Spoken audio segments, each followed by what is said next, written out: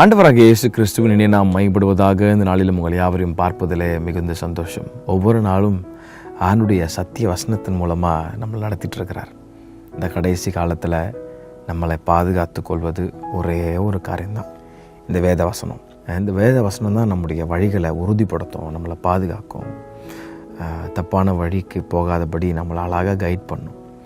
இந்த வேத வசனம் ஒரு மனுஷனுக்குள்ளே இல்லைன்னா பலவிதமான ஆபத்துகள், பலவிதமான பேரழிவுகளை, பலவிதமான காரியங்களை அந்த மனுஷன் வாழ்க்கையில் சந்திப்பான்.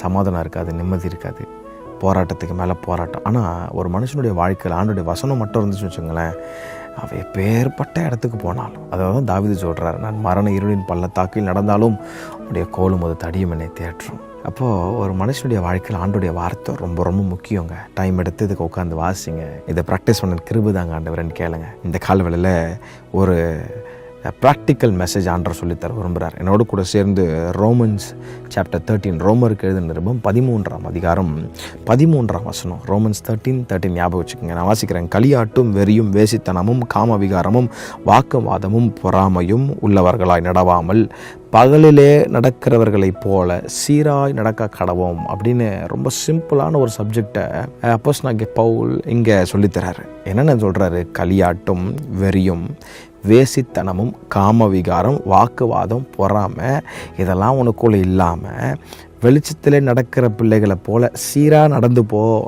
குறுக்கு வழியில் போகாத, தப்பான பாதையில் போகாத.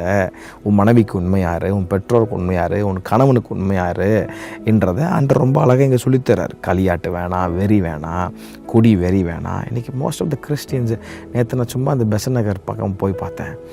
பார்க்கும்போது ரொம்ப சில கஷ்டமான காரியங்கள்லாம் இருந்துச்சு. அதெல்லாம் களியாட்டு, வெறி, வேசித்தனம் வேணாம், காம விகாரம் வேணாம், அப்புறம் என்ன சொல்கிற வாக்குவாதம் வேணாம். ஒரே சண்டையாக தான் போயிட்டுருக்கு இன்றைக்கெலாம். பொறாமை வேணாம்.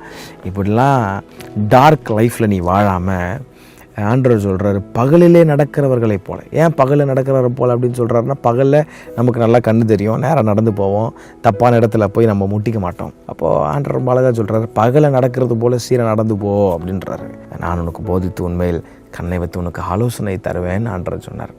அப்போது ஆண்டவர்கிட்ட கேட்க போகிறேன், ஆண்டவரே நான் பகலில் நடக்கிற பிள்ளையை போல் சீராக நடந்து போக எனக்கு கிருபைதாங்க ஆண்டவரேன்னு கேட்கும்போது ஆவியானவர் உங்களுக்கு ஹெல்ப் பண்ணுவார்.